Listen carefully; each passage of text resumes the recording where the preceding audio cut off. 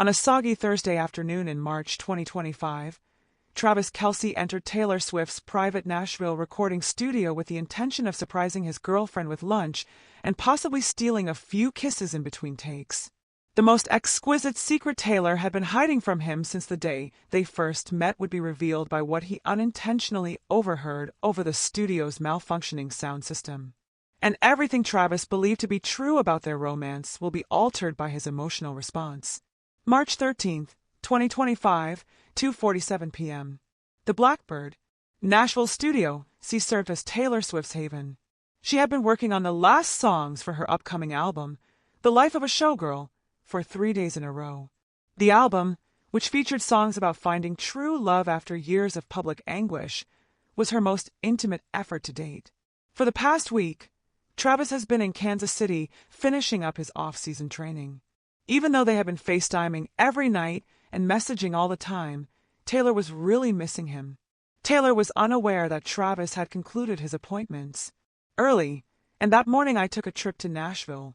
He had driven directly to the studio after stopping at her favorite Italian restaurant, getting the chicken pesto sandwich she always ordered, and getting an iced coffee with precisely 2 pumps of vanilla and a dash of oat milk. When he entered, Claire, the studio receptionist, grinned. Studio C is where she is. Spend hours working on the same track. Does she have anyone else in there? Travis inquired. Just the sound engineer's microphone and producer Jack. However, I believe they are going to take a vacation. Travis walked down the well-known corridor that was decorated with gold albums. Jack Antonoff almost ran him over as he was ready to shove through the door when it suddenly opened. Travis, what are you doing here, man? Unexpected visit. Packed a lunch. Travis raised the bag. She's in the midst of something. Jack turned to face the studio once more. She recently finished a take on a new song and is currently listening to it solo. This one causes her to become rather emotional. What is the theme of the song? Travis inquired. Jack gave an enigmatic smile. You'll need to ask her directly. But it's amazing, guy. He gave Travis a shoulder pat. I'm getting coffee with Mike. Give us 20 minutes. Before stealthily opening the studio door, Travis waited until Jack and Mike had left. The mixing board's glow was the only source of light in the dimly lighted control room. He could look into the recording booth via the glass window, but it was deserted. He was going to yell when he heard her voice, but something in the tone stopped him. All right. Taylor's voice emerged from the speakers, sensitive and delicate. From the top, once more. Take 17 of Before I Knew Your Name is seen here. Travis froze. Taylor had never mentioned a song with that title to him. He placed the food bag discreetly and remained motionless. The music began with a straightforward, lovely, yet eerie piano tune. Travis's world turned upside down as Taylor's voice filled the studio. At midnight, I was listening to your voice on a podcast and memorizing every tale you shared. You mentioned a friendship bracelet, a concert, and other things. It felt like home on my chest. Using my phone, I composed 3 songs about a stranger who made me chuckle. Travis gasped for air. She was singing about him, the New Heights podcast, and the day he had mentioned attempting to meet her on the tour. That couldn't be correct, though. After that, they had met. Hadn't she gradually fallen in love with him? Taylor's voice went on, each syllable striking Travis as if it were a revelation. I knew your heart before I ever knew your name. I felt the art of falling quickly for you before I even saw your face. I had never met this person. I wagered that you would be the one to alter my stories before you pulled me tight. And how did I fall in love with you before we were even friends? Travis's hands were trembling. He watched Taylor in the booth as he drew nearer to the glass. She was so engrossed in the feeling that she had her hands on the headphones and her eyes closed. Love at first sight is said to be a myth. What do you call the sensation, though, when you hear someone's voice and realize that your life is going to change irrevocably? I was worn out of the circus, weary of the show, and weary of surrendering my heart to those who merely wanted to claim to know Taylor Swift, the brand, the superstar, or the headline. At the final word, her voice broke a little, and Travis's own eyes began to well up with tears.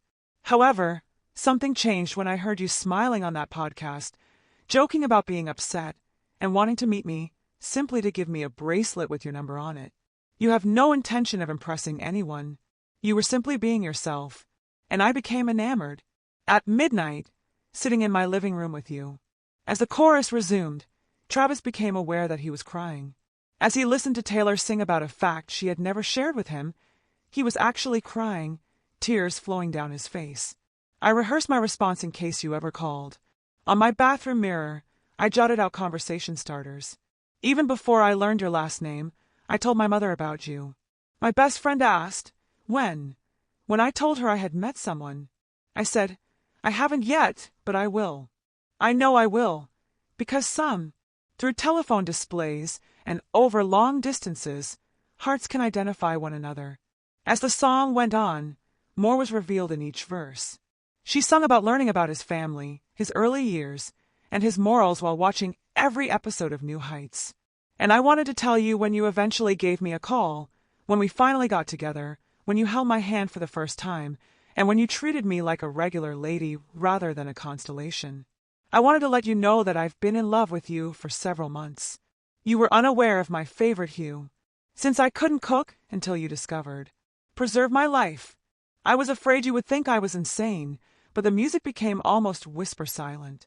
I was afraid you would assume I was an ardent admirer who created a fantasy based on a podcast voice. I'll let you assume that we fell in love gradually. I gave you the impression that your patience and charm had won me over. Now, Taylor's voice was hardly audible above a whisper. In actuality, though, you already had my heart before I even knew your name, Travis Kelce. And since then, I've only been delving further into what I already knew was eternally. Travis was really overwhelmed by the closing chorus. I knew your heart before I ever knew your name. I experienced the art of falling quickly for someone I had never met before I saw your face. I had wagered that you would be the one to alter the conclusion of my story before you hugged me tight. The song finished before I even knew your name. The studio was silent. Then Travis heard Taylor's little, vulnerable voice. God, please don't let him hear this. He'll think I'm crazy. I can't help but fall in love with someone from a podcast. That's the reality. Even before I saw his face, I was enamored with him. Travis was no longer able to contain himself. Taylor's eyes sprung open as he pushed through the door and into the recording studio. What are you doing here, Travis? How much time have you spent standing there? Her complexion turned pallid. You heard the song. Oh my goodness. Travis spoke in a gruff, emotional voice, every word. With trembling hands, Taylor removed her headphones. I can explain, Travis. It sounds crazy, but it's not. When I heard you on that podcast, I just felt this way. Additionally, I couldn't get you off my mind. And the more I discovered, the more I understood that you were just the kind of person I had been searching for. We've never even met, so I know it seems utterly crazy, but there was something about your voice and your stories that made me feel as though I already knew you. And I wanted to tell you so many times, but I couldn't let you go because I was afraid you would think I was insane. Not after I've located you at last. Hey, Travis softly cut me off. With tears flowing down her face, she paused and took a hesitant breath. Why? Did you not inform me? Travis approached her and asked, due to the embarrassing nature of it. Because voices on podcasts don't make people fall in love. Because I assumed you would consider me to be a fan with delusions. Because I was afraid you might flee. You found me. Repeating softly, Travis reached out and grasped her face. Look at me, Taylor. Travis noticed the dread and vulnerability in her eyes. Do you recall our initial FaceTiming experience? After a few weeks of texting, but prior to our in-person meeting. Taylor gave a nod. Perplexed. What did I say at the end of that call, do you recall? Good night, you said. Softly, Taylor said. Taylor shook her head just before I hung up. Travis's voice was full of emotion when I said, I feel like I've known you my whole life. You laughed and said it was corny, but I let you think it wasn't because I've also been falling in love with you, Taylor. Taylor's eyes grew wide before we met. What? Following my podcast discussion of you and the viral success of the friendship bracelet story, I was afraid I had ruined everything. I therefore took the typical course of action. I followed you on Instagram. I watched every interview that I could locate. I've listened to your albums. For the first time, I truly listened to them. Despite his tears, Travis grinned. And while I was sitting in my living room at 2 a.m. listening to All Too Well for the third time, I knew I was totally smitten with you. Yes, for your voice, but more than that, for your storytelling style, your perspective on the world, and your fearlessness. Susceptible. Travis Taylor took a breath. That night, I woke my mother up at 2:30 in the morning by calling her and telling her, "Mom, I think I'm in love with someone I've never met." You know what she said? Taylor gave a headshake. Travis used his thumbs to dab at Taylor's tears as she responded, "Good. It's about time you found someone who sees you. Really sees you. Not just the football player or the public persona, but the real you. I was therefore afraid when you finally gave me a call to arrange our first date, because I was afraid of the version of you I'd. I fell in love with your songs, but it wasn't the real you." Taylor said, "But you didn't build a fantasy." "You didn't either," Travis firmly stated. "You didn't fall in love with a made-up version of me. The real me, the one who appears on that podcast every week, won your heart. There is no more real version of me than that. I was terrified you would figure it out." Taylor said, "I was really anxious on that first date because I had already made up my mind to marry you someday." Travis's chuckle was a mixture of sheer joy and tears. "I knew exactly who you were, Taylor. I recognized you as the woman who writes songs at 3 in the morning and sobs during dog ads. You included your music, so I was aware of everything." The truth overwhelmed them both as they stood there in the recording booth, clutching each other and crying. "You don't think I'm crazy, then?" Taylor inquired. Travis remarked, "I think you're the best person I know, because you followed your gut. That is not absurd. That's courageous." Taylor began, "This song is the most beautiful thing anyone has ever." Travis concluded, "Created about me. Do you know what it's like to hear that someone fell in love with the real person beneath all the noise, Taylor?" Taylor looked up at him and said, "Actually, I do. Because you did just that for me." Then Travis gave her a gentle, respectful kiss. He put his forehead to hers when they eventually parted ways. He said, "Can I hear it again? The whole song?" Taylor let out a relieved laugh. "Really? I want that song to be performed at our wedding." "I brought lunch, by the way," Travis remarked as the song ended. "It's probably cold now." "I don't care," Taylor replied. "Travis, there's something I need to know," she said. At every anniversary, our wedding, Taylor's voice was soft, hopeful. "Yeah," Travis said simply, "our wedding. Because Taylor Swift, I fell in love with you before I knew your name, too." They returned to the control room, and Taylor played the song once more. "You called me that evening. For the first time. What did I say that made you laugh? Do you recall?" Travis grinned. "When you asked me which Taylor Swift song was my favorite, I told you that I thought you were a horrible person." Taylor was done. "But that was a test, Travis. I wanted to know if you would be truthful." "You were, too." "With you, I'm always just myself," Travis remarked. "Me too," Taylor remarked. "Even if I'm trying to hide the fact that I composed 3 songs about you prior to our first date." 3 tunes? Travis raised an eyebrow. Taylor reddened. "Perhaps. They could be included in the album." In fact, Taylor spoke slowly. "Perhaps you could listen to the entire album before anyone else, I thought." Travis felt his throat constrict, as it was just the 2 of us in the studio. "Travis, you do that. The entire album is essentially a love letter to us and to you. You ought to hear it as intended."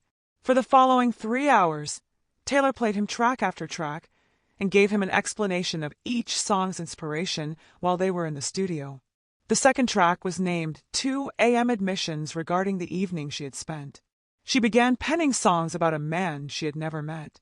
The voice that altered everything, track 5, described the precise moment she heard him chuckle on the podcast and felt her entire world transform. The 8th tune was Jersey Number Love Song, a lighthearted song about falling in love with number 87 before she even saw him in his outfit. Travis asked questions in between songs. "When were you certain?" After listening to track 9, he was curious. Taylor whispered, "The way your voice changed in the podcast episode where you talked about your mom. I knew you were real, not just some charming personality. When you talked about her, the respect and love there. You were someone who understood loyalty, valued family, and wasn't afraid to be vulnerable." Travis drew her closer. "I listened to all 2 well on repeat for a week after I found out you were single again. I kept thinking, this woman understands heartbreak on a level most people never reach. Instead of getting angry, She turned it into art, and that's when I knew I wanted to get to know you." When Jack and Mike returned, they discovered Travis and Taylor curled up on a studio couch. "So, I take it heard the song?" Jack asked with a knowing smile. "I made a playlist of deep cuts because I wanted to understand who you were when the cameras weren't watching.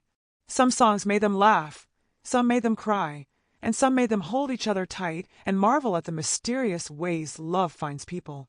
"He heard all of them," Taylor remarked as she grabbed Travis's hand. "And I'm the luckiest man alive," Travis remarked plainly.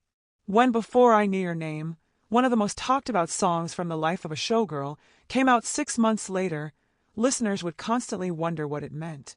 However, Travis and Taylor would simply exchange smiles as they shared a secret understanding of a profound yet straightforward truth. Love doesn't always adhere to schedules or regulations. Sometimes a song heard through malfunctioning studio speakers, a voice on a podcast, or a heart that recognizes another heart are the first signs of love, before their faces had even come into contact. What are your thoughts on this amazing hidden tale? Have you ever connected with someone before meeting them in person? Sometimes the most impactful love tales begin in the most unexpected ways, so please share your opinions in the comments. Make sure to hit the like button and subscribe for more untold stories if this tale inspired you to believe in the kind of love that begins with sincere connection and transcends physical presence. Because sometimes the most exquisite reality is that love can start before you even know a person's name. For entertainment value, this story blends fictitious dramatization with characteristics of real relationships.